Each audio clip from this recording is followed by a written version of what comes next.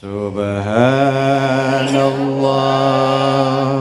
walhamdulillah wa la ilaha illallah Allahu akbar. Subhanallah walhamdulillah wa la ilaha illallah Allahu akbar. Sallu ala Nabi Muhammad. Bismillahirrahmanirrahim. Kita lanjutin lagi, kita punya ngaji, Bu. Allah Subhanahu wa taala berfirman, "Wa anna lamasna as-sama' fawajadnaha muli'at harasan syadidan wa syuhuba." Apa kata jin? Ini kita mesti dengerin yang suka percaya sama jin, bekerja sama sama jin, MOU sama jin, yang ternak tuyul. Mereka bilang, kami ini tahu berita-berita dari langit. Tahu berita-berita takdir itu cuma nyuri dikit-dikit. Tetapi kami melihat setelah kami menyuri berita-berita langit itu, ternyata di sana banyak bola-bola api dan penjagaannya kuat. Wa anna kunna naq'udu minha maq'ida lis-sam' faman yastami'il an yajid lahu shihaban rasada. Memang dulu kami kalau mau mendengar berita-berita gaib, kami leluasa naik turun. Tetapi sejak Nabi Muhammad diutus, penjagaannya ketat. Jika kami ingin ke atas mencuri berita-berita gaib itu, maka siap-siaplah akan dihantam oleh bola-bola api yang bisa membunuh itu. Ibu-ibu, Bu, Pak, ayat-ayat ini memberi kita pelajaran bahwa jangan bersandar dengan selain Allah. Karena tempat yang kita sandarkan sebenarnya pun dia butuh sandaran. Jangan. Nabi SAW bersabda, "Man ata arrafan fasa'alahu an syai'."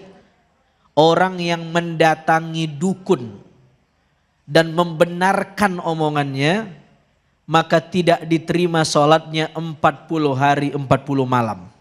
Sia-sia. Karena menyekutukan Allah. Tapi saya pengen disclaimer dulu.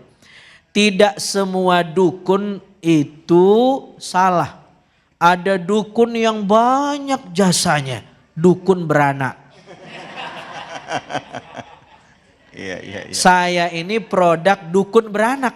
Ya. Kalau tidak ada dukun beranak di kampung saya, nggak keluar-keluar. Jadi dukun yang paling berjasa, dukun beranak. Itu nggak ada masalah. Istilah Nusantaranya dukun. Tetapi bukan dukun itu yang dikecam oleh ayat ini. Yang dikecam itu orang yang bekerja sama dengan jin. Hanya untuk mencuri kabar berita takdir. Bapak Ibu yang dimuliakan Allah SWT. Saya kira pembahasan tentang jin yang sifatnya begini remeh banget. Dan bodohlah orang jika percaya. Bodohlah orang jika percaya. Maaf Ustadz, saya potong. Iya. Maaf, kadangkala begini Ustadz. Siap. Kenapa mereka bisa percaya? Karena mungkin dari yang disampaikan kadangkala ada benernya. Iya. Entah apa cocokologi atau jadi akhirnya tuh kan bener begitu gitu. Gimana, silakan Bu ya, Faaf. Maka yang dicari bukan cuman benar, tapi kebenaran. Yang benar belum tentu kebenaran. Mungkin terjadi ibu berobat di situ sembuh, betul sembuh, tapi caranya benar atau tidak. Jika caranya benar, maka yang ibu dapat bukan cuma benar, kebenaran. Ya. Boleh jadi ibu sembuh di situ, tapi caranya betul tidak? Mungkin caranya tidak benar. Maka kita bukan hanya mau sembuh katakanlah, tapi kita ingin berobat caranya juga benar. Ibu-ibu, Bu, saya lebih tertarik membahas setan membahas jin dari perspektif bagaimana kita tidak digoda menjadi orang yang tidak baik. Bukan mempercayai kekuatan-kekuatannya. Iya, iya. Kita diajarkan a'udzubillahi minasyaitonirrajim. Setan itu diambil dari kata syatona. Maknanya al-bu'du, jauh. Jadi semua yang membuat kita jauh dari Allah namanya setan. Halo, Assalamualaikum. Itu bedanya jin, setan, dan iblis. Kalau jin itu spesiesnya. Sama dengan manusia. Jadi kalau ayat tadi dikutip wa ma khalaqtul jinna wal insa, itu maknanya tidaklah aku ciptakan spesies jin dan manusia kecuali untuk beribadah kepadaku, kata Allah. Jadi jin dan manusia itu spesiesnya. Pemimpinnya namanya iblis. Halo, Assalamualaikum. Dulu namanya Azazil, karena durhaka kepada Allah namanya dirubah menjadi iblis. Lalu setan apa? Setan itu semacam istilah yang bermakna tabiat. Tabiat yang tidak baik namanya setan. Jadi semua bisa jadi setan. Bukan hanya jin yang bisa jadi setan, kita pun bisa jadi setan. Apalagi kerjasama dengan jin. Maka tidak perlu digoda oleh jin. Karena dia juga sudah jadi. Halo, Assalamualaikum. Maka orang berta'awudz. A'udzubillahi minasyaitonirrajim. Itu makna normatifnya adalah aku berlindung kepada Allah dari godaan syaitan yang terkutuk. Supaya kita baca Quran pemahaman kita benar, tidak disusupi oleh setan. Supaya kita baca Quran semangat berta'awudz. Tapi ada makna yang lebih dalam. Maknanya bukan hanya berlindung dari setan yang ono, kejauhan.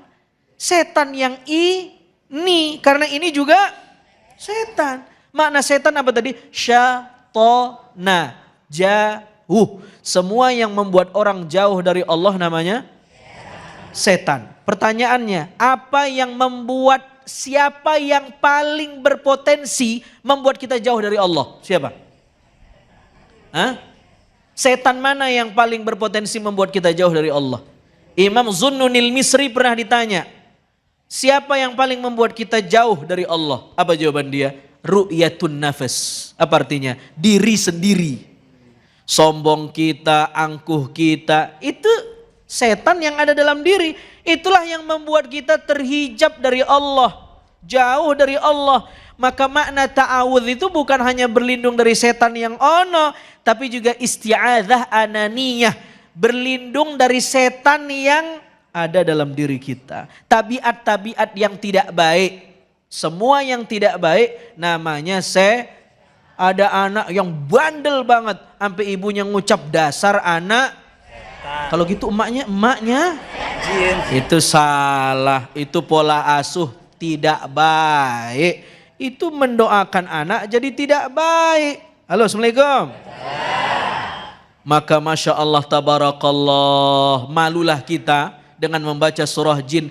Ternyata ada jin yang alim, ada jin yang arif, ada jin yang doyan ngaji, Bu. Ada satu kitab namanya Kashful Hijab Warran an Wajhi As'ilatil Jan, dikarang oleh Imam Sya'roni. Isinya 80 pertanyaan jin muslim yang alim kepada Imam Sya'rani. Dan dijawab. Ada berapa pertanyaan? 80 pertanyaannya sulit-sulit. Dan dijawab dan menjadi satu kitab. Jadi kalau ada pertanyaan, apakah mungkin manusia melihat jin? Wah, ini temanya bisa buat satu tema lagi nih. Ada yang bilang orang tidak mungkin melihat jin. Iya. Kalau dia melihat jin berarti matanya kerasukan jin. Iya. Katanya begitu. Atau dia sama dengan jin kelakuannya. Atau dia sama dengan jin. Tidak begitu, panjang jawabannya. Menurut Imam Fakhruddin Ar-Razi dalam tafsirnya, manusia memungkinkan melihat jin. Memungkinkan dengan dua cara. Yang pertama, jin menggradasikan fisiknya lebih tebal dalam materi yang lebih terlihat sehingga kita bisa melihat.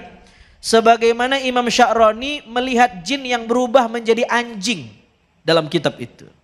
Yang kedua, mata kita yang ditebalkan. Oh. Tetapi yang perlu dicatat, ini paling penting dalam tema ini. Yang lain boleh dibuang, yang ini jangan. Yang perlu dicatat, melihat jin atau berinteraksi dengan jin bukan puncak ritual. Bukan tanda kita berada di jalan yang benar. Oh, dia orang alim, dia bisa ketemu sama jin. Bukan itu. Itu takhayulat, itu khurafat, itu klinik. Bukan itu. Yang paling penting berbicara soal jin, yang paling penting berbicara tentang setan, bagaimana kelakuan kita tidak seperti setan. Itu bab paling penting bicara soal setan. Bukan apakah bisa bicara, apakah bisa ketemu, tidak penting. Halo, Assalamualaikum. Halo. Udah segitu aja dah. Baik, Masya Allah. Sampai terkesima gitu ya Ustadz. Baik, Alhamdulillah Bu. Pak. Bahas tentang jin ini memang jadi sesuatu yang menarik karena dalam kehidupan kita sehari-hari, kultur di Indonesia nggak jauh-jauh tuh dari hal-hal seperti itu. Betul apa betul? Ada yang dapat ilmu, ya kan? Ilmu kebal, ada ilmu santet, ada ramalan dan lain sebagainya yang dipercaya di dalam Islam itu pertolongan jin atau setan. Nah, kita akan bahas lebih dalam lagi nanti, tapi kalau misalnya masih menyisakan pertanyaan, silahkan. Ibu atau Bapak yang mau nanya, angkat tangannya, silahkan. Iya, Ibu silahkan. Ibu dulu ya, silahkan. Namanya dan pertanyaannya. Assalamualaikum warahmatullahi wabarakatuh, Ustaz. Waalaikumsalam warahmatullahi wabarakatuh. Ibu namanya siapa, Bu? Saya Ibu Elita dari Majelis Taklim Baitul Mukminin. Ya, Bu Elita silakan. Izin bertanya, Ustaz. Silakan. Jika jin tidak bisa mendengar pembicaraan langit karena pasti akan dilempar oleh bola-bola api, lalu mengapa sampai sekarang kita masih melihat ada peramal atau paranormal yang ramalannya benar sesuai dengan yang terjadi? Dari mana dia dapat info sementara pintu langit sudah tertutup rapat? Ya. Begitu saja Ustadz, terima kasih sebelumnya. Wassalamualaikum warahmatullahi wabarakatuh. Waalaikumsalam warahmatullahi wabarakatuh. Ustadz, sebelum dijawab, memang sekarang lagi rame ya Bu ya. Kalau setiap awal tahun kalau kita nonton di TV atau media sosial, ada peramal yang selalu berani nyebutin nama. Oh, nanti ada yang meninggal umurnya sekian, artis laki-laki, huruf depannya D lagi saya dong. Depannya D katanya Ustaz. Tapi kebetulan benar ya, atau mungkin ada yang begini, ada yang begitu dan itu. Nah, itu bagaimana Ustaz? Dan setiap tahun selalu muncul nih Ustaz. Gitu. Silakan Fadol. Jika Al-Quran mengklaim bahwa jin tidak bisa mencuri dengar di langit, kenapa masih ada paranormal atau dukun yang seolah-olah dia tahu misteri takdir?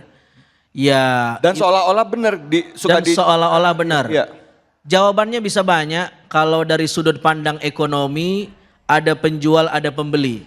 Kenapa ada paranormal, ada dukun? Karena ada yang beli, ada yang percaya, dan dukun itu profesi dan cukup menguntungkan.